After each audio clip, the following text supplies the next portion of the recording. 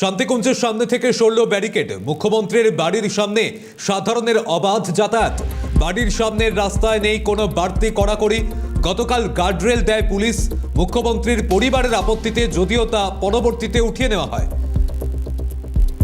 আমরা দেখেছি মমতা বন্দ্যোপাধ্যায়ের বাড়ির সামনে যে নজরদারি বা যে নিরাপত্তার ব্যবস্থা ছিল, তবে সরকার বদল হয়েছে। সরকার বদল হতেই মুখ্যমন্ত্রীর বাড়ির সামনে সেই ছবি কিন্তু এবার দেখা যাচ্ছে, অর্থাৎ পরিবর্তনের একটা ইঙ্গিত এই মুহূর্তে এই ছবি থেকেই পাওয়া যাচ্ছে।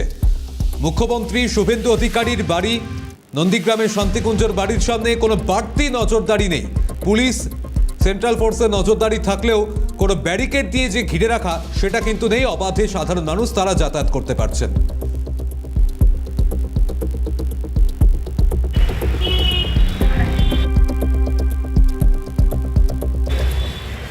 কালীঘাটের শান্তিনিকেতন আর পূর্ব মেদিনীপুর জেলার কাঁথির শান্তিকুঞ্জ তফাৎ কিন্তু 1000%।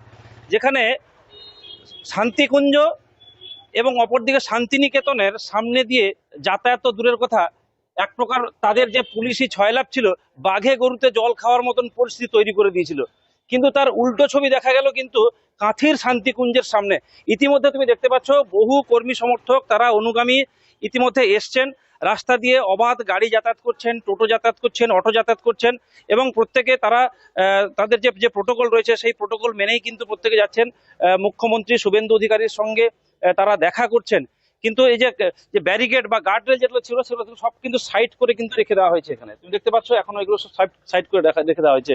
এই যে অপরদিকে এখানে যে বাড়ির সামনে, অর্থাৎ আমি যেখানে প্রায় 10 মিটার দূরে দাঁড়িয়ে রয়েছি, সেখানেও কিন্তু কোনোভাবে কিন্তু কোনো ব্যারিকেড নেই, কোনো পুলিশি বাধা নেই বা পুলিশের যে চেক আপ সেটা কোনোটাই কিন্তু নেই।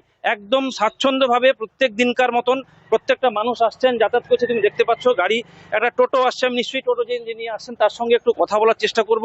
এবং অপরদিকে তোমায় বলি যে আমরা বেশ কিছুক্ষণ আগে বহু মানুষের সঙ্গে কথা বলছিলাম, তারা বলছেন পাড়ার ছেলে।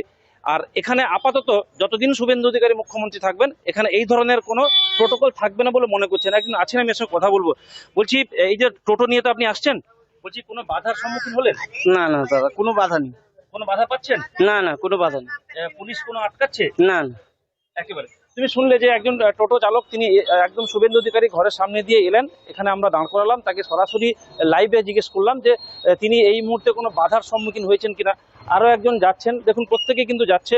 এবং আমি একজনকে একটু দাঁড়ান, একটু কথা বলবো একটু। বলছি একদম ঘরের সামনে, মানে শুভেন্দুবাবুর মুখ্যমন্ত্রী বাড়ির সামনে দাঁড়িয়ে আছেন, কোথাও পুলিশি বাধা পেয়েছে? না না না না, কিছু পাচ্ছি না। কয়েকদিন আগে তো সমাজ মাধ্যমে দেখছিলেন কালীঘাটের শান্তিনিকেতন আর কোথায় কি হচ্ছিল জানি না, তবে আমরা এখানটায় যেরকম থাকি সেই রকমই আছি। এই বাধা কোনো কিছু নেই, কিছু নেই, কিছু একদম অবাধ রয়েছে। বলছি কোথাও বাধা পাচ্ছেন? কুঞ্জ অনেক আগের, শান্তিনিকেতন পরে একে দেখে, বুঝতে পেরেছেন? শান্তিকুঞ্জটা অনেক আগের, আর শান্তিকুঞ্জে যারা থাকে তারা শান্তির প্রতিভূ। বলছি আমরা সমাজ মাধ্যমে দেখেছি যে লেখা রয়েছে শান্তিনিকেতন, কিন্তু সেখানকার সাধারণ মানুষের যে মন্তব্য সমাজ মাধ্যমে দেখছি সেটা কতটা অশান্তিকর। ওটা মোটেই শান্তিনিকেতন ছিল না, ওটা অশান্তির আগার ছিল। ওটা শুধু নয়, কালীঘাটে ছিল অশান্তির আগার। আর কাঁথির শান্তিকুঞ্জ কি বলছে? কাঁথির শান্তিকুঞ্জ চিরকাল শান্তি বলে এসেছে, শান্তি করেছে। একজন হচ্ছে বিশ্বকর্মা, তার পিতা বিশ্বকর্মা ছিলেন, যিনি কাঁথিকে তৈরি করেছিলেন। আর এ হচ্ছে সব্যসাচী। সব্যসাচী যে দুহাতে তার সমান চলে, সমান দৃষ্টিভঙ্গি নিয়ে সবাইকে দেখে এবং আন্তরিকভাবে দেখে, শুধু দেখে না, আন্তরিকভাবে দেখে। আর তার মাথার উপরে শ্রীকৃষ্ণ বসে আছেন, অমিত সাহা, আবার কিছু দরকার নেই। বিশাল। তুমি শুনলে যে কাঁথির শান্তিকুঞ্জর জন্যই কিন্তু কালীঘাটের শান্তিনিকেতন হয়েছিল, এমনটা দাবি করছেন এখানকার যারা স্থানীয় মানুষজন রয়েছে। আমি একটু কথা বলার চেষ্টা করবো। বলছি দাদা, কি তফাৎ দেখছেন শান্তিনিকেতন আর শান্তিকুঞ্জের মধ্যে? এখানে অবারিত দ্বার সবার জন্য, সাধারণ মানুষের জন্য। শান্তিকুঞ্জে শান্তি সবসময় আছে, অবারিত দ্বার। এখানে নো সিকিউরিটি, কোনো কিছু নেই, সবাই সাধারণ মানুষ আসতে পারছে, যেতে পারছেন। এবং ভিতরে গিয়ে তো সুশীবাবুর সঙ্গে কথা বলে এলাম। বলছি এখানে পথ চলতি মানুষ বলছে যে শান্তি কুঞ্জর জন্যই কিন্তু শান্তিনিকেতন হয়েছিল, সেটা আজকে কি বলবেন? একদম একদম একদম ঠিক বলেছেন আপনি, একদম বাস্তব কথা, এটা তো বাস্তব। বলছি এখানে যে দাঁড়িয়েছেন, কোনো বাধা বিপত্তি কেউ? না না, একদম কোনো বাধা বিপত্তি নেই। ফোনে বলা হচ্ছে, এ করছে, ডেকে নিয়ে যাচ্ছে ধীরে ধীরে। কেন এত বাস্তব ভাবতে হবে, এখন খাওয়া দাওয়ার সময়। শিশিরবাবু কত বয়স হয়েছে, দাদাও আছেন, মানে ভাবতে তো হবে। তা সত্ত্বেও মানে আমাদের খারাপ লাগছে যে আমরা গিয়ে ডিস্টার্ব করছি কিনা, কিন্তু ওনারা কোনো বিরক্তি ফেলনি, মানে সবাইকে এক এক করে ডেকে নিচ্ছে, সবাইকে ডেকে নিচ্ছে, কিন্তু কাউকে ঘোরায়নি। ইতিমধ্যে মানে শান্তিকুঞ্জের মালিক অর্থাৎ শিশির বাবু, শুভেন্দু অধিকারীর বাবা শিশির বাবু, তিনি প্রত্যেককেই ডাকছেন। তিনি বললেন যে প্রত্যেকেই ডাকছেন। বহু মানুষ সকাল থেকে উপস্থিত হয়েছিল, এখন ভিড় অনেকটা হলেও হালকা হয়েছে, কারণ যাতে প্রত্যেকের যে আশা নিয়ে এসছেন মুখ্যমন্ত্রীর সঙ্গে দেখা করবেন, তার সঙ্গে কথা বলবেন। এবং গত পরশু দিনকার শুভেন্দু অধিকারী আর গতকাল এবং আজকের যে শুভেন্দু অধিকারী অনেক তফাৎ রয়েছে। সে কারণে অন্তত আজকের দিন একটা অন্যভাবে তার সঙ্গে দেখা করা, কথা বলা, সেটা যে একটু আলাদা রকম মাত্রা পাবে সেটা কিন্তু বলার অপেক্ষা রাখে। এদিকে গত রাতেই বাড়ি পৌঁছেছেন রাজ্যের নয়া মুখ্যমন্ত্রী শুভেন্দু অধিকারী। জেলার বিভিন্ন প্রান্তের মানুষ উপস্থিত হন শুভেন্দু অধিকারীকে শুভেচ্ছা জানাতে।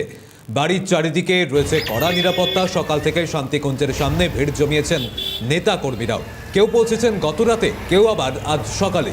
ফুলের তোড়া নিয়ে মুখ্যমন্ত্রী শুভেন্দু অধিকারীকে শুভেচ্ছা জানাতে পৌঁছে গিয়েছেন তারা। দেখো, আমি ইতিমধ্যে শান্তিকুঞ্জ অর্থাৎ শুভেন্দু অধিকারীর বাড়ির সামনে রয়েছি।